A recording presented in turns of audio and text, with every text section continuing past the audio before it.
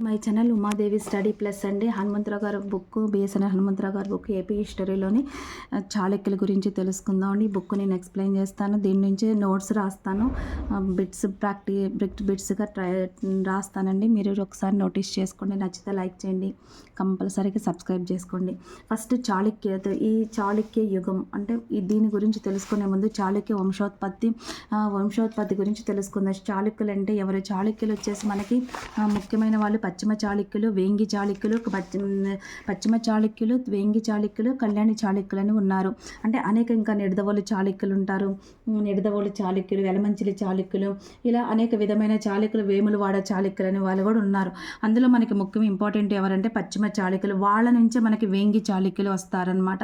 పశ్చిమ చాళుక్యులని లేదా పశ్చిమ చాళుక్యులని మనము వీళ్ళు ఎక్కడి నుంచి వచ్చారు, వీళ్ళ జన్మస్థలం ఏంటి అనేది మనం పూర్తిగా తెలుసుకుందాం. ఇక్కడ ఈ బుక్లో ఏమి ఇచ్చారు అంటే వీళ్ళ రకరకాల కథనాలుగా వివరించారు. ఈ పశ్చిమ చాళుక్యుని బాదామి చాళుక్యులు అంటారు. బాదామి చాళుక్యులని ఎందుకు అంటారంటే కర్ణాటక రాష్ట్రంలోని బీజాపూర్ జిల్లాలో బాదాం అనే ప్రాంతం ఉంది.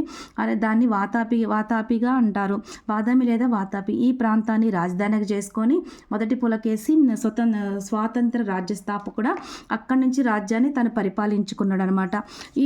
దీని వంశస్థాపకుడు వచ్చేసి జయసింహ వల్లభుడు అనమాట. కానీ ఫేమస్ అయిందన్నమాట ఎవరంటే స్వతంత్ర రాజ్య స్థాపకుడేమో మొదటి పులకేసి, అందులో ఫేమస్ గొప్పవాడు ఎవరంటే రెండో పులకేసి అనమాట. ఈ బాదామి చాళుక్యులు అనేవాళ్ళు వాకటాకులకు సామంతులుగా ఉన్నారు. అప్పుడు దక్షిణ పదములు ఎప్పుడైతే శాతవాహనులు అంతరించిన తర్వాత అంతటి పేరు ప్రఖ్యాతులు తెచ్చుకున్న వాళ్ళు చాళుక్యులు అనమాట. వాళ్ళు బాదామి చాళుక్యులు అనమాట. దక్షిణ భారతదేశంలో ఆవిర్భవించిన రాజ్యాలలో చాళుక్య రాజ్యం అనేది చాలా చాలా ప్రముఖమైందని అర్థం అనమాట. అలాగే వీళ్ళ జన్మస్థలం ఎక్కడ ఉందని, పశ్చిమ చాళుక్యుల యొక్క జన్మస్థలం ఎక్కడ ఉందని ఇక్కడ బిలుగుడు రచించిన విక్రమాంక దేవచరితం అనే గ్రంథంలో అయోధ్య వీళ్ళ జన్మస్థలం చెప్పారు. అంటే ఇక్కడ ఈ బుక్లో ఏముందంటే చాళుక్యులు అయోధ్య నేలిన చంద్రవంశీయులని, కారణాంతరాల వల్ల దక్షిణ పదానికి వలస వచ్చి వాకటాక కదంబ వంశాలకు సామంతలై ఉంటూ వారు అయినంతనే విజృంభించారని కొందరి వాదం. అంటే బిలుగుడు రచించిన విక్రమాంక దేవచరిత్రంలో వాళ్ళ జన్మస్థలం అనేది ఏమని చెప్పిండంటే అయోధ్య అని చెప్పారు. అయోధ్య నేలింది చంద్రవంశులని, కానీ ప్రాచీన కాలంలో అయోధ్య నేలిన వారు సూర్యవంశస్థులు కాబట్టి అది సరిగ్గా క్లారిటీ అనేది ఇక్కడ లేదు. ఇంకొక విషయం ఏంటంటే గుజరాత్ నేలిన సోలంకిలే చాళుక్య వంశం అని కొందరు అభిప్రాయము. కానీ అగ్నికుల క్షత్రియ శాఖ అని పృథ్వీరాజ్ రాసో గ్రంథం అనే గ్రంథంలో చందు బర్దాయి అగ్నికుల క్షత్రియ శాఖలు చాళుక్యులని వివరించాడు. అలాగే చాళుక్యులకి సరి అయిన సంస్కృత మూలం ఎక్కడ మనకి కనిపించదు. ఆ పదానికి అర్థాలు కూడా కొన్ని చోట్ల ఒక విధంగా ఉంది. కానీ బిలుగుడు రచించిన విక్రమాంక దేవచరితం అనే గ్రంథంలో బ్రహ్మచుళకం నుండి ఉద్భవించారు, బ్రహ్మచుళకం నుండి ఆవిర్భవించటం వలన చాళుక్యులయరని ఈ గ్రంథం వాళ్ళ గురించి వివరించిందనమాట. ఇది కూడా కట్టుకథ అని 10వ శతాబ్దంలో పుట్టిన ఒక కట్టుకథ అని చెప్పారు. ఏమనంటే భూదేవి ప్రార్థన విని ఆగ్రహావేశుడై బ్రహ్మ ఆర్గజలమున్న చుళకంలోకి చూచినాడు. వెంటనే అందుండి కవచకొండల దారి అయిన మహావీరుడు ఉద్భవించినాడు. చుళకం నుండి పుట్టినందుని అతని చాళుక్య వంశకర్త అయినాడు. ఇది అనేది ఒక కట్టుకథని వాళ్ళ అభిప్రాయం. చుళకం నుండి పుట్టినవాడు చుళుక్యుడు కావాలని కానీ చాళుక్యుడు ఎట్లా అవుతారని ఒక డౌట్ అనమాట. అలాగే వీళ్ళు గౌతమి పుత్ర శతకర్ణి అంటే తల్లి పేరును ముందుగా పెట్టుకొని శాతవాహన ఇక్ష్వాకు కదంబరి దక్షిణాది రాజ్యాలన్నిటి చూపిస్తుంది. అలాగే కదంబరుల వల్ల చాళుక్యులు కూడా వీళ్ళు కూడా ఏమని చెప్పారంటే మాతృగణ పరిపాలితమని చెప్పుకున్నారు. అంటే మేము తల్లి పేరుతోనే వీళ్ళు రాజ్యాన్ని పరిపాలించారని. అంటే వీళ్ళ జన్మభూమి కూడా దక్షిణ పదమే అని వీరికి అనుమానంగా ఉంది. ఇక్కడ దుర్గాప్రసాద్ దీక్షిత్ గారు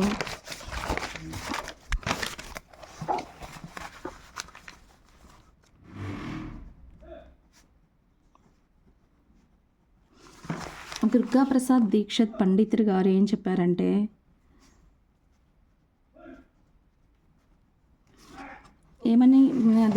దుర్గాప్రసాద్ దీక్షితుడు గారు ఈ పండితుడు గారు ఏం చెప్పారంటే వీళ్ళు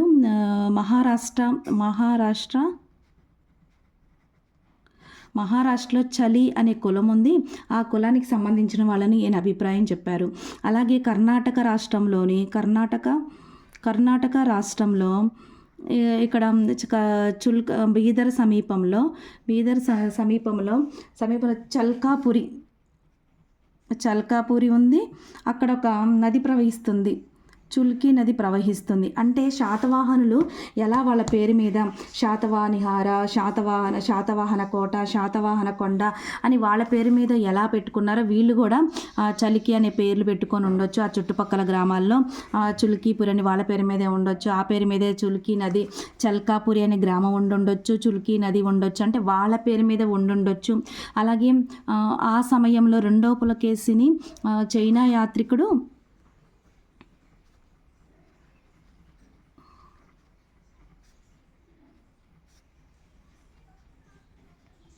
హుయాన్ సాంగ్ ఏమంటాడంటే, చైనా యాత్రికుడు హుయాన్ సాంగ్ ఆ సమయంలో పర్యటించినప్పుడు రెండవ పులకేశిని మహారాష్ట్రాధీశుడు అంటారు అని చెప్పడం వలన ఈ పండితుడు గారు ఏం చెప్పారంటే, వీళ్ళు కర్ణాటక సరిహద్దులో ఉన్న బీదరు ఉస్మానాబాద్ జిల్లాలో చాళుక్య జన్మభూమి అని ఈయన అభిప్రాయపడ్డారు.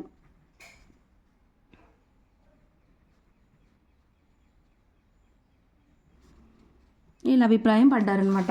ఏంటంటే చైనా యాత్రికుడు దుర్గాప్రసాద్ దీక్షిత్ పండితుడు గారు ఏం చెప్పారంటే, ఆయన మూడు ప్రత్యేకంగా గమనించి మహారాష్ట్రలో చలికి అనే కులస్తులు ఉన్నారు, వాళ్ళ పేరు మీద ఉన్న చాళుక్య వంశస్థులు అని చెప్పుకున్నారు. అలాగే కర్ణాటక రాష్ట్రంలోని బీదర్లో చల్కాపురి అనే గ్రామం ఉంది. అక్కడ దాని సమీపాన చుల్కీ నది ప్రవహిస్తుంది.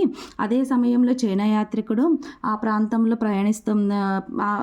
ప్రయాణం చేస్తుంటూ యాత్రికుడు వచ్చినప్పుడు రెండో పులకేశిని మహారాష్ట్రాధీశుడు అని పేర్కొన్నాడు హుయాన్ సాంగ్ అని చెప్పారు.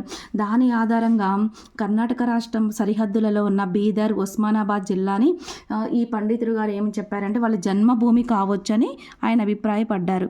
కానీ దీన్ని కూడా కొంతమంది వ్యతిరేకిస్తూ ఏమని చెప్పారంటే, ఇక్కడ మరి ఆంధ్రప్రదేశ్ గోదావరి జిల్లాలో చాళుక్య వంశస్థులని చెప్పుకునే క్షత్రియులు కూడా ఉన్నారు కదా అని ఇది కూడా ఒక డౌట్గానే ఉంది. డీసీ సర్కార్ ఆయన ఏం చెప్పారంటే, వీళ్ళు కర్ణాటక అంటే పులకేశి, భట్టారకుడు అనే నేమ్స్ ఆధారంగా వీళ్ళు కర్ణాటక వాదులు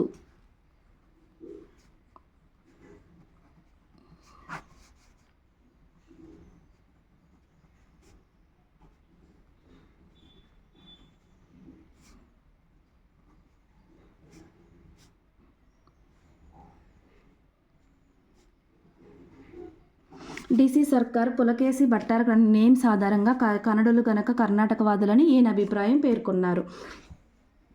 అలాగే మనకి ఇక్కడ నాగార్జున కొండలో ఒక శాసనం క్రీస్తు శకం 3వ శతాబ్దంలో క్రీస్తు శకం 3వ శతాబ్దం నాగార్జున కొండలో ఒక శాసనం మొదటి సాక్ష్యంగా ఒక శాసనం లభించింది.